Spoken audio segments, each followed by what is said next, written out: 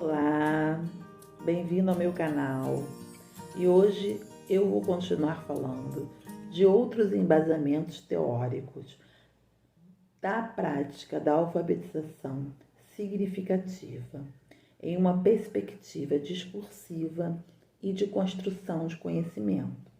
Outros embasamentos teóricos além da Emília Ferreiro, que apresenta uma concepção construtivista do processo de ensino-aprendizagem e, no caso aí, do processo de alfabetização, pois ela segue a linha epistemológica do Tim Piaget. Mas não é só sobre a Emília Ferreiro que é embasada essa prática, mas também outros teóricos, como eu citei em outros vídeos. E eu vou continuar essa série de vídeos e hoje eu vou falar sobre o Vygotsky e a Ana Luísa Smolka. Então, o processo de alfabetização significativo, ele ocorre em um ambiente de aprendizagem em que o aluno é ativo na produção do conhecimento. Ela ocorre de forma dialógica. Os alunos, eles se sentam em roda e eles falam sobre os seus interesses, as suas curiosidades. Eles pesquisam e eles socializam esses conhecimentos pesquisados na roda de conversa. Esses conhecimentos são registrados em textos coletivos. No início, eu sou a escriba, eles são os autores, e eu escrevo o discurso deles. Mas em determinado momento do ano, mais ou menos, começa em abril, cada um começa a escrever uma frase sobre o texto e eles ficam muito empolgados. Estão os vídeos aí no canal para vocês verem. Eles querem participar, por quê? Eles são ativos na produção do conhecimento, eles são participantes desse processo e eles gostam muito de escrever. Até mesmo aquelas crianças que estão em níveis pré-silábicos e silábicos, elas também querem escrever. E elas têm a ajuda, a mediação dos outros alunos e da professora. E todos aprendem com essa interação e com essa mediação. E isso tem muito a ver com o Vygotsky e a Ana Luísa Smolka. Então, eles falam muito sobre essa questão da interação, da discursividade, da interdiscursividade. A alfabetização significativa apresenta também uma concepção emancipatória de educação, como eu falei no outro vídeo, em que se tem um embasamento do Paulo Freire. Eles têm essa reflexão crítica da realidade. As crianças vão se apropriando da escrita alfabética como registro do discurso delas. Quando elas relatam a pesquisa que elas fizeram sobre determinado assunto, digamos, dinossauros. Então, elas pesquisaram o que elas queriam saber sobre os dinossauros. E elas levam essas perguntas para casa. Elas levam geralmente em etapas para não ficar muito cansativo. A gente também tem que saber o limite, né, de tempo da criança. Então, leva 4 ou 5 perguntas de cada vez para pesquisar. E aí eu pergunto o que elas pesquisaram e elas relatam, e esses relatos são registrados no texto coletivo. E quando elas escrevem, ou quando eu escrevo no início, Eu vou perguntando que letra começa, quantas sílabas tem aquela palavra, como se escreve tal pedacinho da palavra, tal sílaba. E elas percebem que uma palavra fica longe da outra na frase, a estrutura frasal. Terminou o pensamento, terminou a frase, bota ponto final. Elas vão vendo sílabas simples e complexas. É claro que na sílaba complexa tem a minha mediação e aí elas vão aprendendo, o NH, o LH. Tem vídeos aí que vocês podem ver isso. Então, vocês podem ver isso na prática.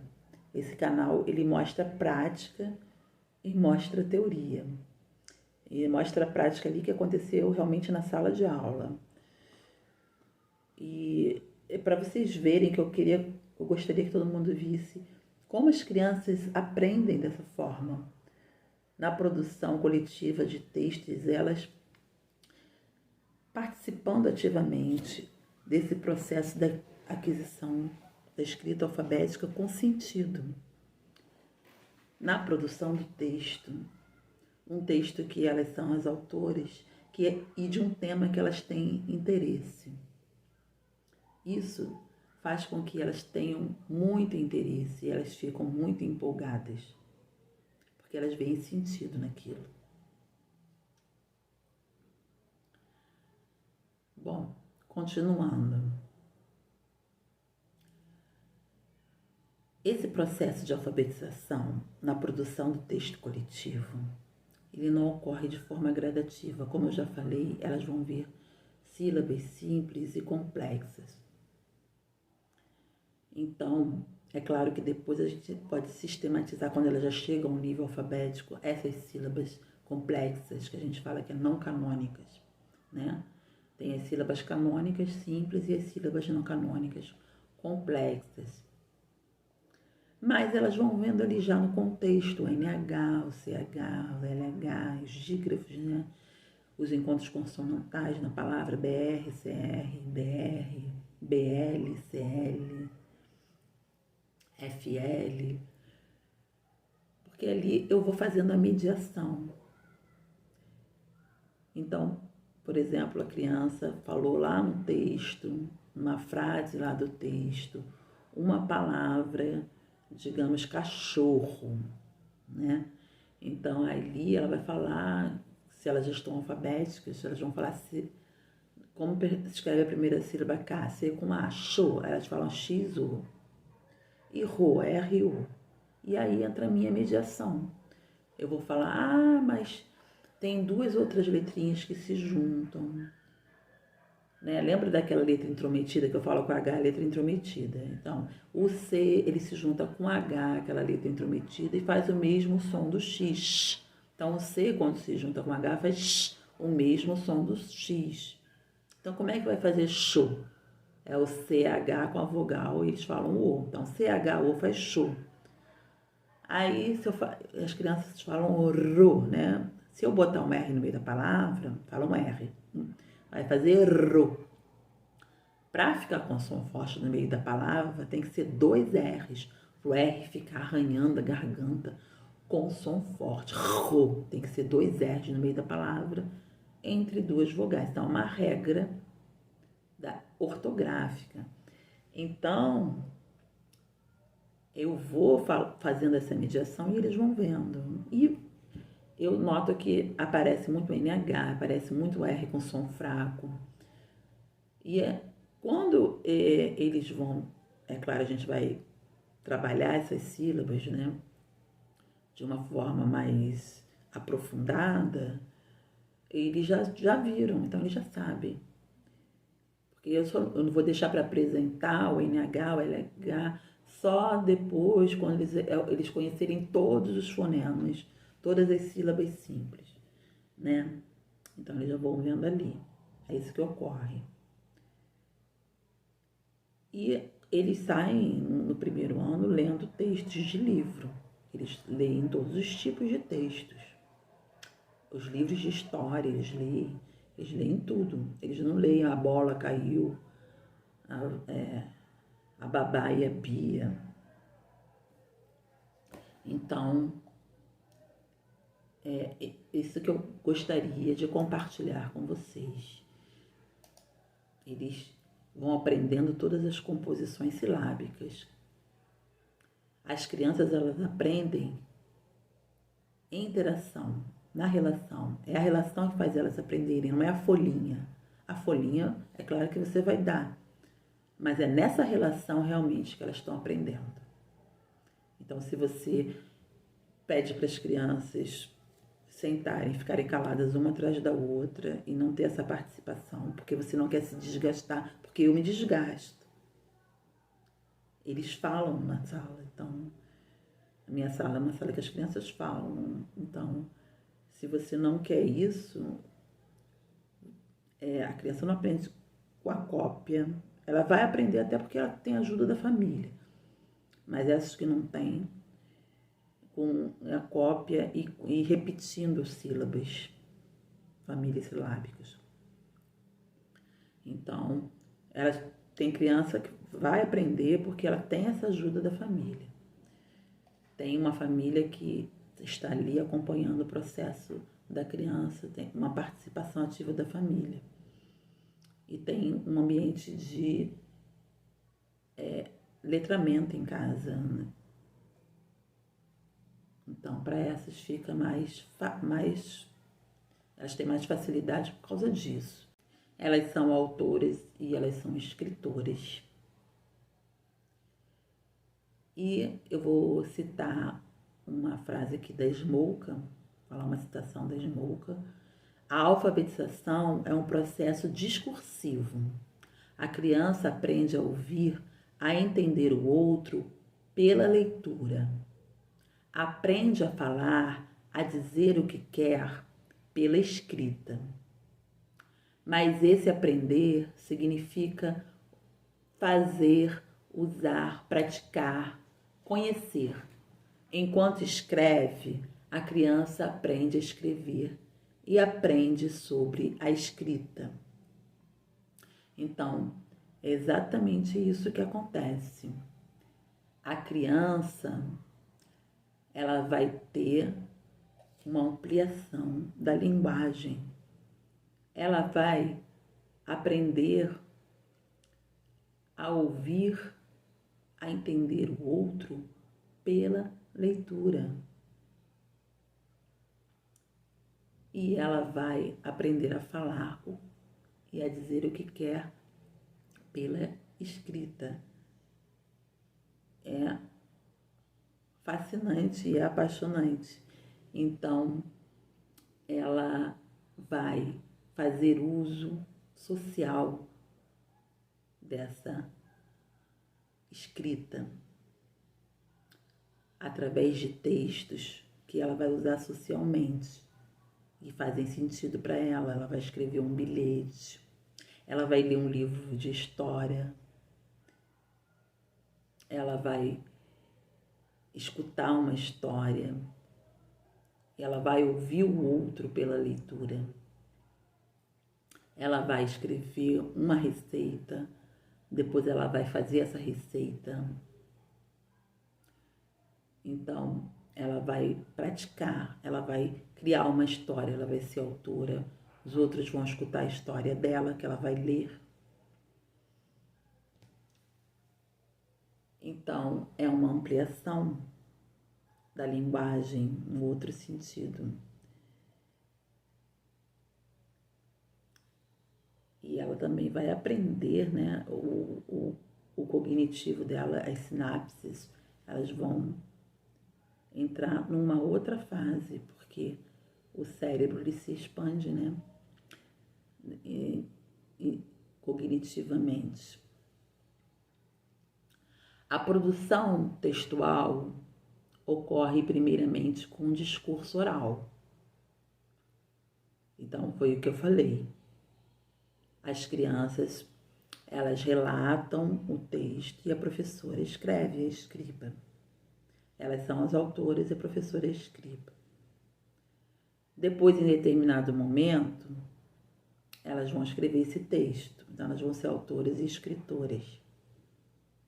E esse texto é sempre ilustrado com os desenhos das crianças.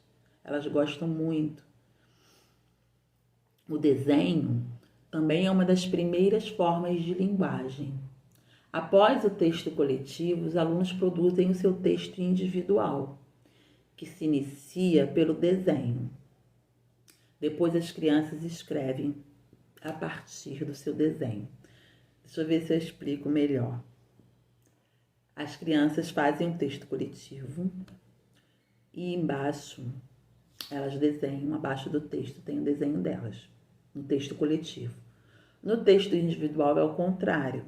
Primeiro elas fazem o desenho e a partir daquele desenho elas contam a história do desenho. Ou elas falam sobre o desenho. Dependendo do texto, se for um texto informativo, um texto narrativo. Depende do texto, tem poesia. A gente trabalha todos vários gêneros textuais. Cantiga.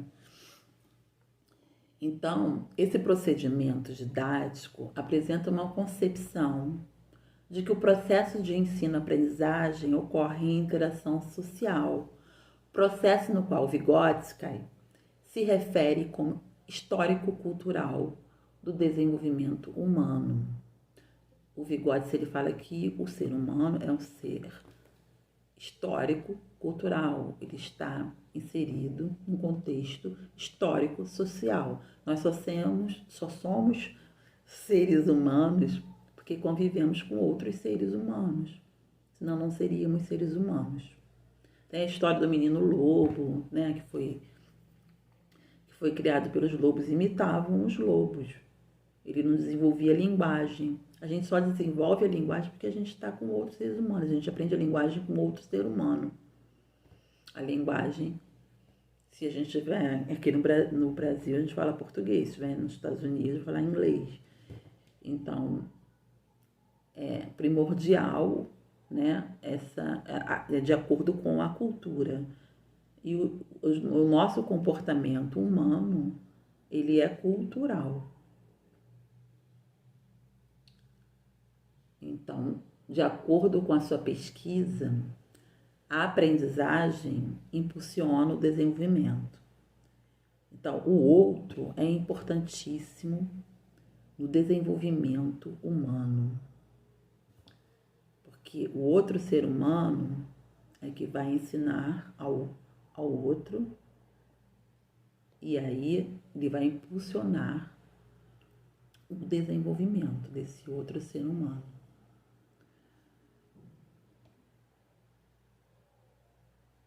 Para ele, a interação com o outro é fundamental no processo do desenvolvimento cognitivo. Vygotsky afirma que cada função psíquica do desenvolvimento cultural da criança aparece 2 vezes. Primeiro, no social, como categoria interpsicológica, na interação, e depois no interior da criança, como categoria intrapsicológica, quer dizer, interna. Então, toda a nossa inteligência, ela se desenvolve no social, na interação social, e depois ela é internalizada.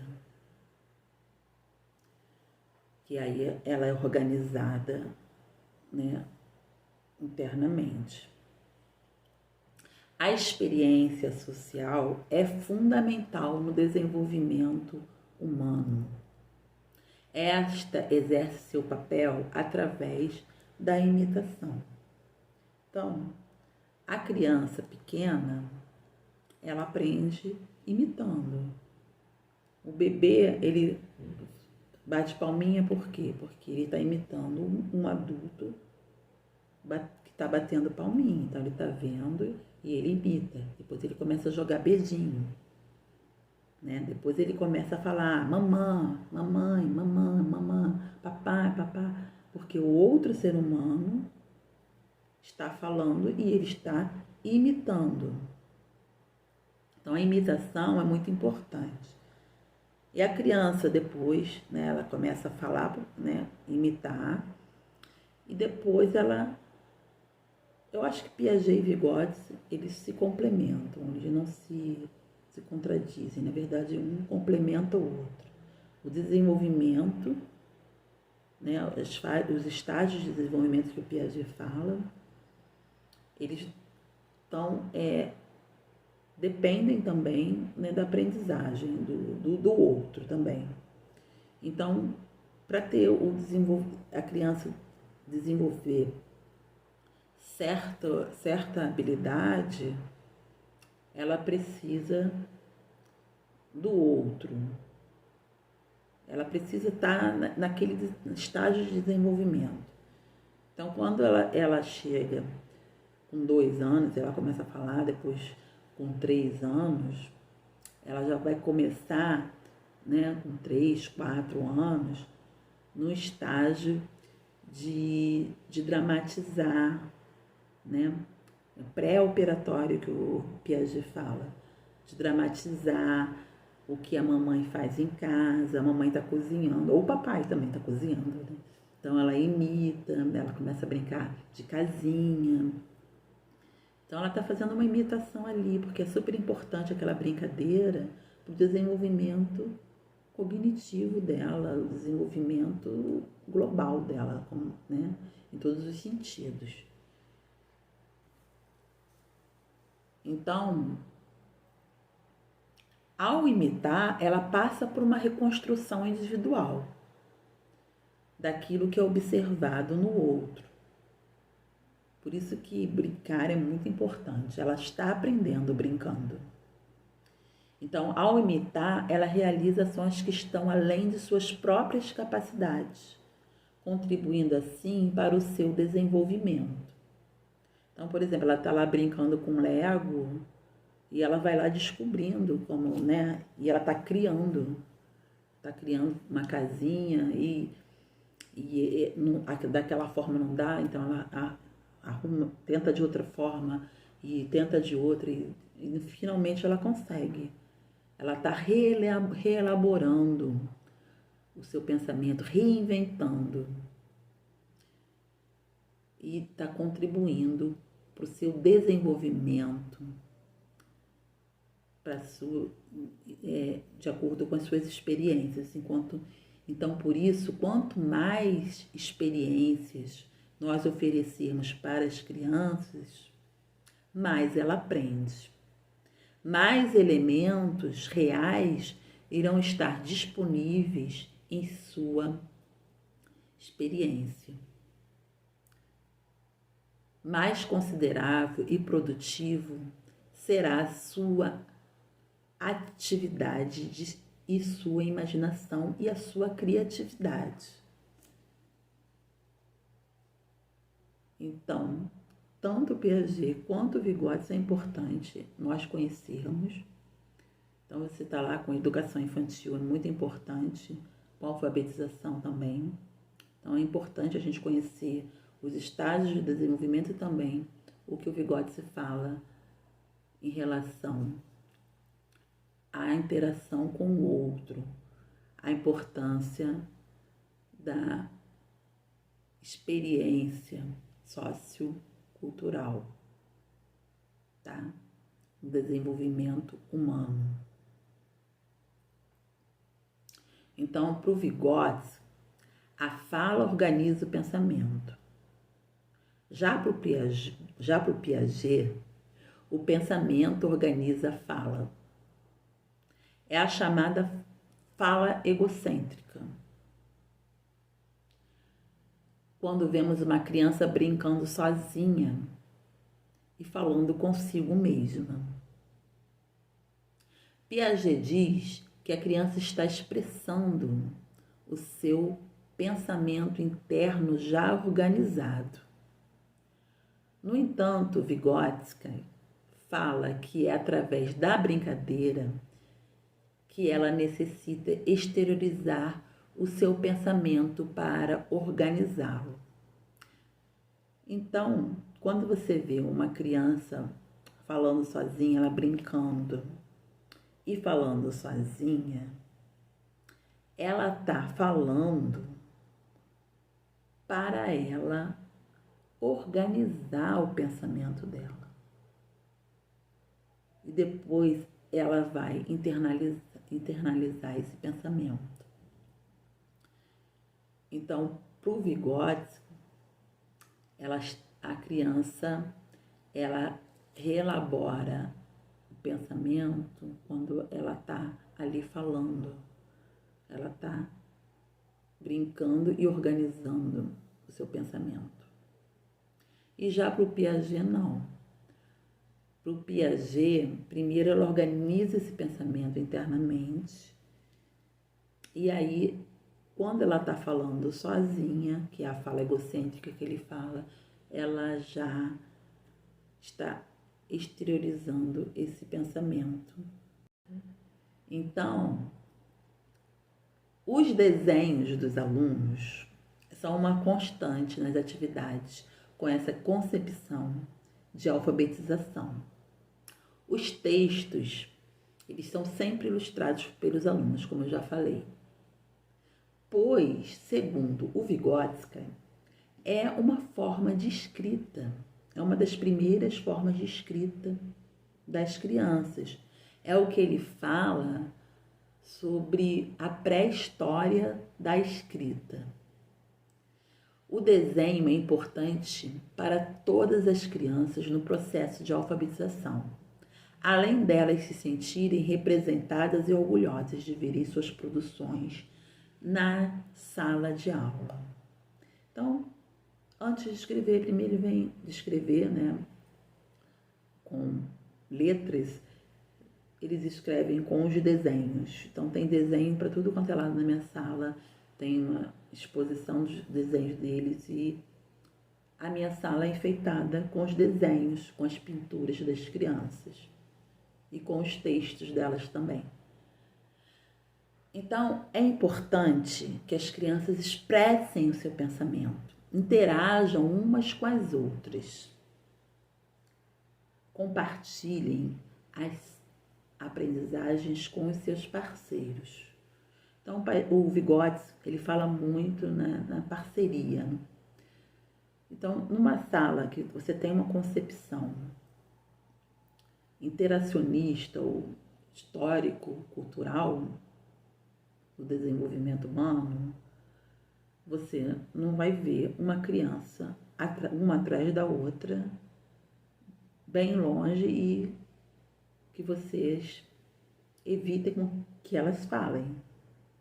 Você vai ver crianças ou em duplas, em parcerias, ou em grupos de 6 ou de 4.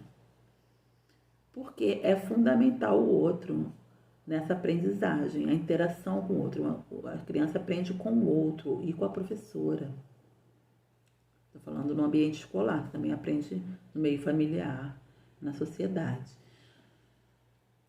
Então, é importante porque as crianças, elas apresentam níveis de aprendizagem e de desenvolvimento diferentes. Então, elas vão aprender nessa interação. Uma vai atuar na zona de desenvolvimento proximal da outra, que é o que Vygotsky fala sobre a zona essencial para a aprendizagem, que é a zona entre o desenvolvimento real, que é aquilo que a criança consegue realizar sozinha, e a zona de desenvolvimento potencial, aquilo que ela tem o potencial para realizar, mas com a ajuda do outro. Ela precisa de uma pequena ajuda do outro e aí ela consegue. Então, ela precisa dessa parceria. E essa parceria, a mediação da professora, a professora vai agir como mediadora. Mas ela não vai dar resposta para o aluno, ela vai fazer uma pergunta para a criança refletir sobre aquele problema e chegar à conclusão. Ela vai, e aí entra o Piaget também, que ela vai entrar em desequilíbrio cognitivo, você vai fazer ela desequilibrar ali cognitivamente, e ela vai passar para um outro estágio de desenvolvimento ou de escrita. Vygotsky, acrescenta que a professora ou professor é de suma importância no processo de ensino-aprendizagem. Para ele, é fundamental que a professora assuma seu papel de interlocutora mais experiente, intervindo nessa interação, ajudando a criança a confrontar seus modelos com o modelo do outro e, a partir desse confronto, chegarem à compreensão das diversidades encontradas. Bom, com Vygotsky, você não é proibido de falar a palavra ensinar. Ensinar é fundamental. Segundo Vygotsky, nós nos tornamos nós mesmos através dos outros. Então, como eu falei, nós somos seres humanos porque estamos em interação com outros seres humanos. Vygotsky, professor russo, 1896 a 1934. Bom, é isso que eu queria falar para vocês desse embasamento teórico e aparece nessa prática. Agora, eu não posso me colocar com uma concepção, essa concepção ou aquela concepção. Na verdade, na sala de aula a gente usa um pouco de tudo, mas a minha tendência é mesmo essa. A minha tendência maior de concepção, de educação, é essa aí, tá bom, gente? Então, estou compartilhando com vocês porque eu acho importante e eu gostaria que as pessoas vissem esses vídeos que estão no meu canal, dessa prática. A prática está ali nos vídeos, é o que ocorre realmente. É o que o Paulo Freire fala, até que a sua fala seja a sua prática. Eu ainda, a minha prática acaba sendo a minha fala, mas às vezes eu acho que ainda não totalmente, como eu disse, às vezes eu posso ter uma atitude mais tradicional, ou ter um processo de ensino-aprendizagem mais tradicional, ou usar um reforço positivo. Às vezes a gente canta uma música porque a gente sabe que a criança vai ficar calma, isso acontece. Vai dizer que você nunca fez isso ou aquilo. Mas a nossa prática realmente mostra nosso embasamento teórico e a nossa maior tendência. Então, a minha prática realmente, ela demonstra essa tendência mais para o socio-interacionismo, para o construtivismo, e que é sempre na mediação. Esse ensinar significa essa mediação que eu quero dizer, tá? Não é uma aula expositiva. A minha aula acho que nunca vai ser, dificilmente vai ser totalmente expositiva. Até em algumas aulas eu posso até ter sido expositiva pela necessidade, como eu falei, a gente não é uma coisa só, mas na maioria das vezes segue essa concepção socio-interacionista, tá bom? Tchau!